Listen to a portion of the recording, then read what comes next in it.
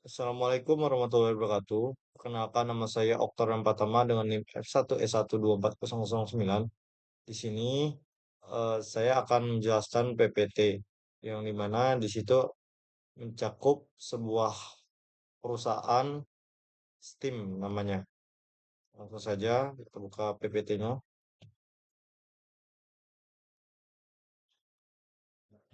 Nah, di sini perusahaan tema yang saya ambil adalah perusahaan Steam. Ini ada sedikit profil singkat tentang perusahaan Steam. Steam adalah platform distribusi game digital yang dikembangkan oleh Valve Corporation dan dirilis pada tahun 2003. Nah, awalnya nih Steam ini dibuat untuk mempermudah perbaruan game buatan Valve. Namun, kini berkembang menjadi salah satu toko game digital terbesar di dunia. Steam menyediakan ribuan game dari berbagai pengembang, baik dari perusahaan besar maupun pengembang kecil. Selain itu, Steam juga menawarkan fitur seperti penyimpanan cloud, komunitas online, workshop untuk berbagi modifikasi game, dan event diskon besar seperti Steam Summer Sale. Nah, Steam juga mendukung berbagai sistem operasi seperti Windows, Mac OS, dan Linux, serta menyediakan layanan cepat, aman, dan mudah digunakan. Dengan pengguna dari seluruh dunia, Steam berhasil menjadi platform yang sangat penting dalam perkembangan distribusi digital game digital modern. Nah, infrastruktur digital Steam. Steam ini memiliki infrastruktur digital yang cukup luas dan terorganisir dengan baik untuk mendukung berbagai layanan yang mereka tawarkan. Secara umum, Steam ini menggunakan server yang tersebar di banyak negara agar proses pengunduhan game ini bisa berjalan stabil dan cepat, meskipun digunakan oleh jutaan orang yang secara bersamaan. Selain itu, Steam juga memanfaatkan layanan cloud untuk menyimpan data pengguna seperti proses game, sehingga bisa diakses perangkat lain dengan mudah. Steam juga menyediakan sistem keamanan yang cukup baik untuk melindungi akun dan transaksi pengguna agar tetap aman dan nyaman digunakan. Nah, infrastrukturnya ini, Steam ini pada yang pertama ada infrastruktur jaringannya. Steam ini menggunakan eh, menggunakan de- satu dedicated Steam server.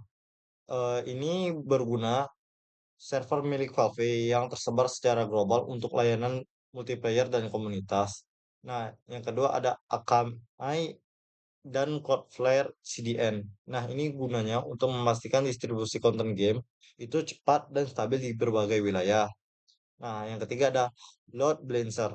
Ini adalah teknologi yang siap membagi beban server agar tetap stabil saat traffic tinggi, misalnya saat event diskon besar. Nah, yang terakhir ada Steam Datagram Relay atau disingkat SDR. Ini adalah sistem jaringan internal Steam untuk mengurangi lag dan meningkatkan koneksi multiplayer secara real time. Nah, pada bagian cloud computing, Steam ini ada empat juga. Mungkin dari yang terbawah Steam Cloud. Ini adalah penyimpanan cloud milik Steam untuk menyimpan data pengguna seperti save game dan pengaturan. eh ada juga Amazon Web Service atau disingkat AWS. Ini juga Steam menggunakan AWS untuk penyimpanan data dan distribusi secara global. Ada Global Cloud Platform atau GCP. Nah, ini juga salah satu alternatif layanan cloud cadangan untuk Steam. Yang terakhir ada Akamai Content Delivery Network atau disingkat CDN. Ini gunanya untuk mempercepat proses pengunduhan di game seluruh dunia. Nah, pada bagian keamanan cyber, Steam menggunakan Steam Guard Mobile Authenticator, yaitu aplikasi keamanan yang melindungi akun pengguna dengan verifikasi dua langkah. Dia juga menggunakan HTTPS, TLS encryption yang dimana ini adalah sistem enkripsi yang mengamankan data pengguna dan transaksi digital. Steam juga menggunakan Cloudflare di DOS Protection. Ini gunanya untuk melindungi server Steam dari serangan cyber seperti the DOS. Nah, yang terakhir ada firewall dan instruksi detection. Ini adalah sistem keamanan berlapis untuk memantau dan memblokir akses setiasa ke sistem Steam. Ada bidang big data dan analitik.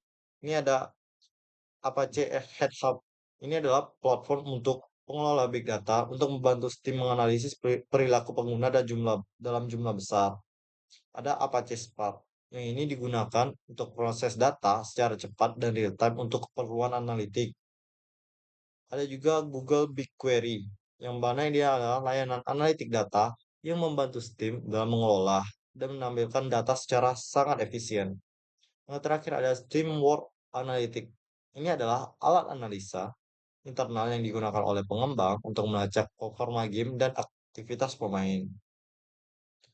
Nah, pada integrasi API dan sistem terbuka, ini ada 4 juga.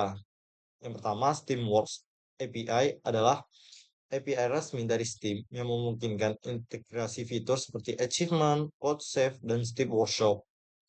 Ada OpenID. Ini adalah gunanya untuk mendukung login yang terhubung dengan sistem pihak ketiga secara aman. Ada Web API Steam. Ini adalah alat yang digunakan untuk pengembang dan komunitas untuk mengakses data profil, statistik game, dan inventaris item. Yang terakhir ada OAuth Authentication System. Ini adalah sistem otorisasi yang memungkinkan login dan integrasi aman secara Steam dengan aplikasi atau platform lain. Nah, hmm, ada yang terakhir ini pada bidang otomatisasi sistem. Ini ada 4 juga. Yang pertama ada Steam Auto Update System. Ini adalah sistem otomatis yang dapat memperbarui game dan software di komputer pengguna tanpa diatur manual. Ada juga PostgreSQL atau MySQL. Ini adalah sistem manajemen basis data yang digunakan untuk mengelola transaksi, inventaris, dan informasi pengguna. Yang ketiga ada Jenkins atau GitLab CI. Ini adalah alat continue integration atau continue development CI atau CD yang memungkinkan update konten dan sistem berjalan otomatis. Nah, terakhir ada backup otomatis. Ini adalah sistem menggunakan sistem backup otomatis di server cloud. Ini ada untuk menjaga keamanan data dan mengurangi resiko kehilangan data.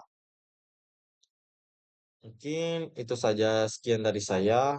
Apabila ada kurang dan kata saya, maaf. Assalamualaikum warahmatullahi wabarakatuh.